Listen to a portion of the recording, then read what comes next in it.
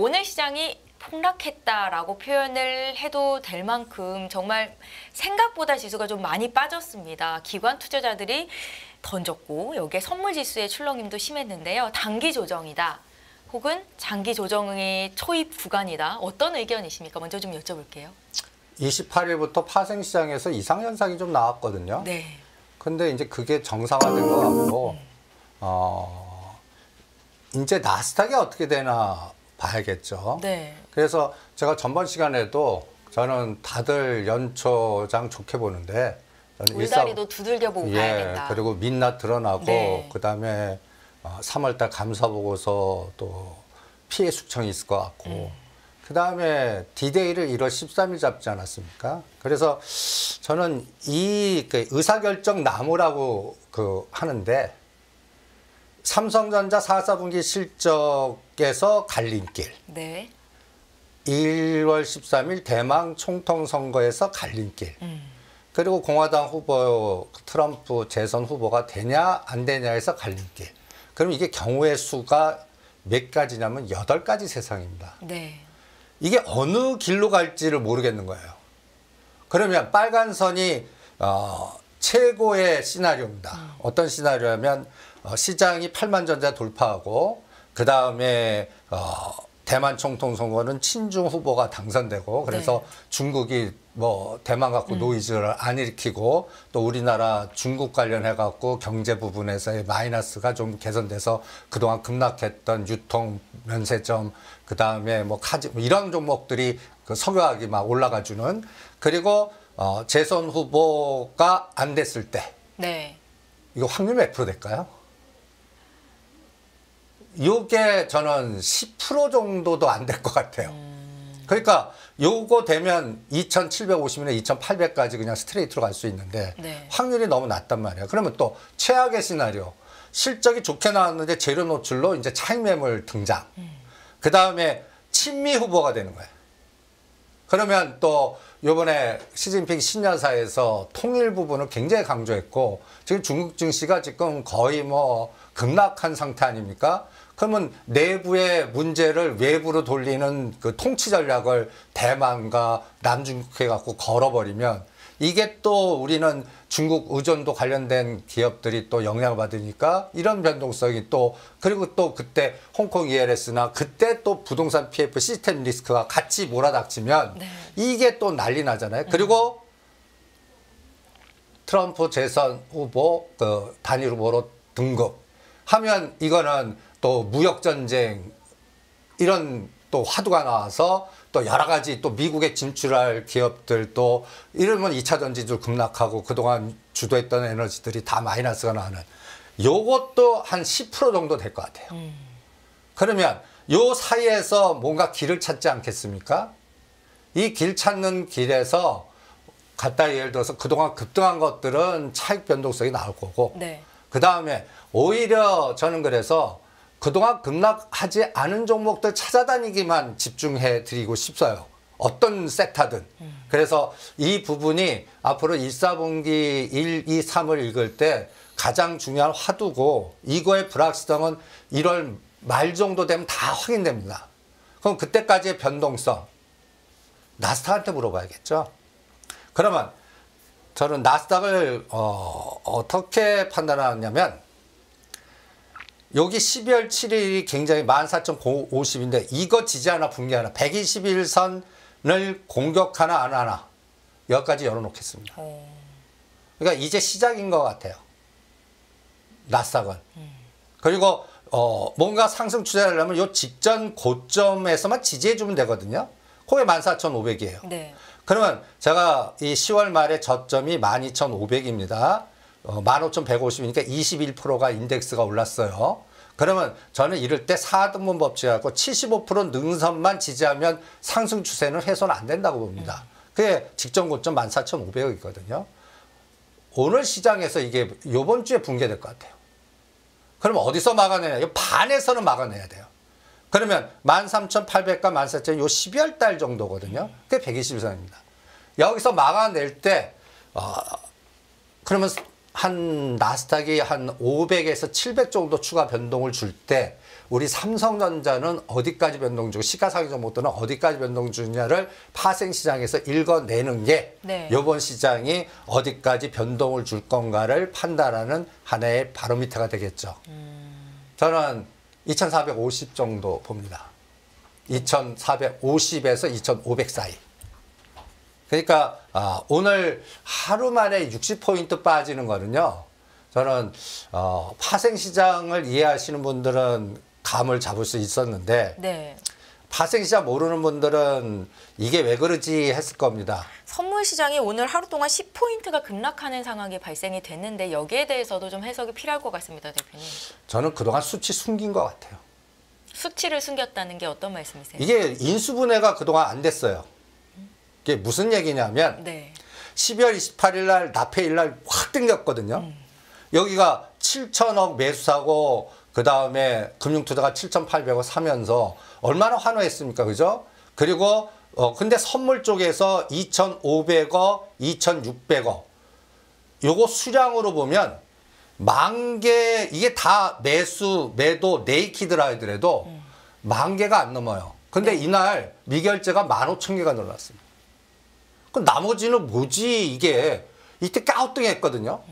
그리고 그 다음날 여기 1월 2일도 보시면 선물 쪽 에너지는 여기도 보시면 이제 2650, 70 본 날입니다. 삼성전자 완전히 급등시키고 어제요. 예. 네. 현물에서 2천억, 금융투자 2천억. 근데 선물 거래 보면 이게 수량으로 이게 300억, 3,100억. 근데 미결제가 이날도 굉장히 장주 10,000개를 늘렸어요. 근데 이 수치가 인수분해가 안 돼요. 이게 뭐지 했어요. 오늘 다 고통 정리가 됐습니다. 오늘 보시면 현물에서는 900억 매도, 이거 금융처가 1조 때렸거든요. 네. 그런데 선물이 1조 5천억, 그리고 외국인은 1조 4천억. 그러면서 이제 이 누계를 보십시오. 28일 날 이게 10,000개, 이게 장중에 14,500개까지 갖다 늘고 요게 10,000개 넘었습니다. 이게 늘어나서 총합적으로 17,000~18,000개가 늘었죠. 그러면서 이 시장을 땡겼는데 오늘 하루 만에 15,000개 청산 들어가면서 교통정리를 해버린 거예요. 그래서 10포인트가 삼성전자와 시가상위 종목의 미결제 약정으로 에너지가 오늘 그냥 청산되면서 교통정리된 겁니다. 그러니까 이게 적정한 거는 355 정도가 기본적인 수치의 딱 맥점의 중간값이었는데 네. 이게 10포인트 365도 넘어갔다가 오늘 하루 만에 미국 시장 조종하니까 금융차에서 다 청산시켜버린 겁니다. 그러면 이제 중요한 게 뭐겠죠? 이제부터 어떻게 하느냐죠. 이제부터 포지션을 어떻게 가져가느냐. 이제부터 어떻게 가져가느냐. 네. 그럴 때 힌트를 어디서 얻을 수 있습니까? 저는 12월 7일 기준으로 맥점을 잡습니다. 이번에 12월 7일만 이게 나스닥이 14,000이고요. 네. 우리나라 종합주가지수가 2,470입니다. 이거를 잘 기억하시고 그때 삼성전자가 71,000원입니다. 그리고 선물은 331이에요. 이번에 삼성전자는 200원 남겨놓고 고점 찍었어요. 79,800원, 365. 그럴 때 여기도 똑같이 4등분을 해봅니다. 그래갖고 75% 능선을 오늘 공격했어요. 356.8인가 357이거든요. 지금 야간 선물 보니까 352, 여기까 중심가까지 공격을 해요.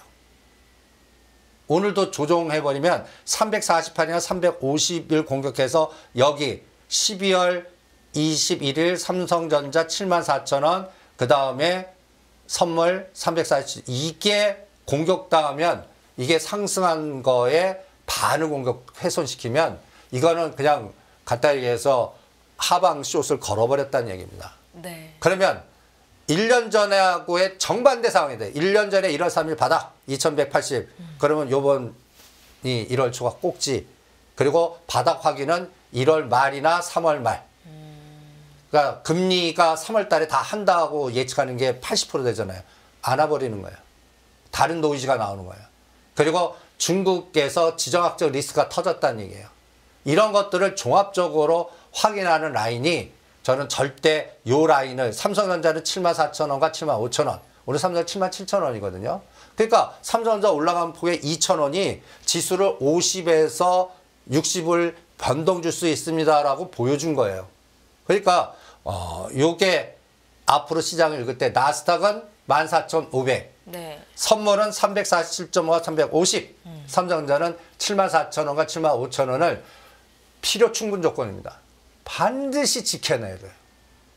이걸 지켜내지 않는다면 우리가 모르는 다른 에너지가 있다는 얘기입니다. 그거를 1월 13일까지 확인 좀 해보시죠.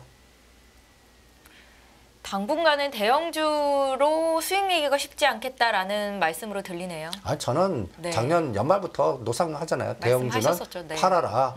그리고 중소형단에 비패턴 찾아라. 그리고 바이오주 2차 전지 팔아서 바이오나 그다음에 시스템 반도체주도 후발주들 그동안 올라간 거 요새 보시면 한미반도체, 이스페타시스, 이오테크닉스 뭐 이런 것들 칩셋 미디어, SNS텍 이런 것들 얘기합니까? 오히려 그런 종목들 갖고 계신 분들은 잘 버티거나 오히려 흘러내리고 이게 수익 안 줍니다. 오히려 전번 시간에 말해드렸던 오키스전자가 단기간에 40, 50% 급등하고 저가주에서 뭔가 순환이 나오는데 실질적으로 우리가 착시 현상들을 막 보이시고 계시는 것 같아요. 지금 반도체 막 떠들잖아요. 그런데 실제 데이터에서는 반도체 없습니다. 여러분들 두 가지 맥점을 한번 볼게요. 네. 이번 바닥에서 제가 이 그림을 한번 보시죠. 10월 31일이 이때가 이제 빈집털이로 공포가 떨었던 때입니다. 뭐 나스닥이 12,500이고 그 다음에 종합주가 2,270. 그래서 이때 또 반대 매매 조단이 나오고 막 그냥 난리쳤던 때 아닙니까? 근데 결론을 지나놓고 보면 여기서 나스닥은 거의 15,000까지 급등하고 우리는 2,400포인트를 올리는 거 아닙니까? 그런데 여기 저점에서 이 상승을 주도 이게 이제 2270에서 2670은 종합주까지는 18%, 나스닥은 21% 올랐습니다. 네. 여기서 IT가 있었을까요? 코스피 200 종목 중에? 지난 2달간 시장을 이끌었던 종목 중에서 예, IT 있었을까요? 시장은 IT 떠들었잖아요. IT 있었을까요? 데이터 중에 없었을 것 같은데요. 없어요. 대표님 뉘앙스가. 네. 아니 없어요. 코스피 200 우량 종목은 한진칼, CJ 대한통운, 셀트리온, CS윈드, 카카오뱅크, 한솔케미칼, 카카오, 넷마블, LG 넥슨, 카카오페이, 하나시스템, 두산피어셀, 종근당 2배 정도 올라가거나 4배 정도 올라간 것들 다 보면 완전히 빈집털이 당했거나 바이오주나 풍력이거나 또 물류 관련주거나 수소 관련주, 그 다음에 카카오 시리즈, 그리고 우주항공 관련된 IT 하나도 없어요. 그 다음에 두 번째 라인도 보시죠. 20%대 딴에는 설마 없겠니? 여기도 없어요.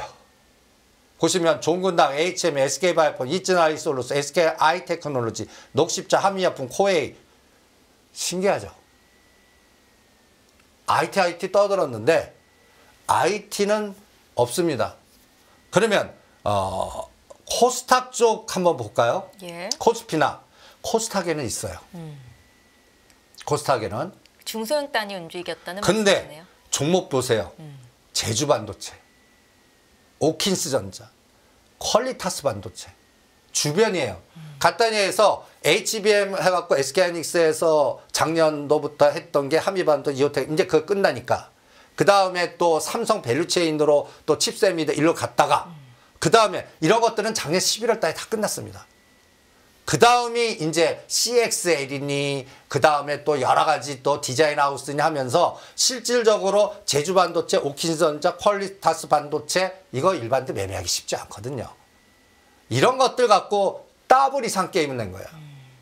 엄청난. 그리고 나머지 급등 종목도 보세요. 와이더 플래넷, 한동훈 관련주, 제3 유상증자, 그 다음에 소록스 무상증자 엄청나게 조기장사, 그 다음에 나머지 종목들 보면 이게 만만한 종목들이 아니에요. 테마주들, 머니게임이라고 표현할까요? 그리고 그 다음이 조금 좋은 종목 칩셋 미디어가 그래도 얘는 더블 났어요. 무상증자까지 건, 그 다음에 어부반저체. 이런 데이터를 통계치를 딱 보면 우리가 열광을 막 하잖아요. 그런데 실제 수익률은 엉뚱한 데서 낸 거예요. 실제 시장의 수익률은. 그러면 시장이 말하는 반도체 IT 종목들은 그냥 주가가 지지분인했었습니까? 지난 이 2달 동안? 더블 더 딥 전략, 바이 더 딥 전략 했어야 먹어요. 바이 더 딥이요? 예. 갑자기 고점에서 20, 30% 빠질 때 사는 거. 바이 더 딥. 그러니까 올라갈 때 사는 것보다 바이 더 딥 전략이라는 게 뭐냐면 저는 이런 그래프를 이 그램을 아이디어 한 단계 급등시켜 놓고 박스에서 이 혼돈 카오스를 만드는 거예요. 안 빠져요. 그런데 박스 지그재그만 주는 거예요. 그리고 이런 때 특징은 직전 고점 돌파하고 나서 수직 급락을 시켜버려요. 그래서 추격 매수 하신 분들은 다 두들겨 맞는 거예요. 그러면 바이 더 딥 전략은 뭐냐면 고점에서 20%나 30% 빠질 때 사면 딱 수익이 나는 거예요. 근데 직전 고점에서는 또 두들겨 맞아요. 예를 들어서 한미반도체는 그 현상이 8월 달부터 나왔습니다. 그리고 엔비디아도 보세요. 바이 더 딥. 제가 485불에 500불에 팔고 이게 이제 400불 깼을 때 산 사람들이 먹는 거예요. 그리고 400 그 직전 고점 돌파할 때 흥분하신 분은 다 물려버리는 거예요. 이게 대장인 엔비디아의 작년 8월부터 지금까지 5개월 동안의 행적입니다. 그래서 엔비디아는 전 또 400불 깨면 살래요. 테슬라는 200불 깨면. 기회가 있을까요? 아유, 오면 하죠. 안 오면 안 해요. 안 오면 다른 거 한다는 얘기죠. 그럼 우리나라 시장도 똑같아요. 애플도 여기 고점에서 20%, 160불 단 오면 다시 들어가겠습니다. 그리고 190불과 200불은 안 해요. 그때는 막 열광하거든요. 그럼 우리나라 증시도 보시면 테슬라도 200불 깨면 합니다. 그리고 270과 300불 사이는 무조건 매도합니다. 이게 금년도 또 똑같은 전략이에요.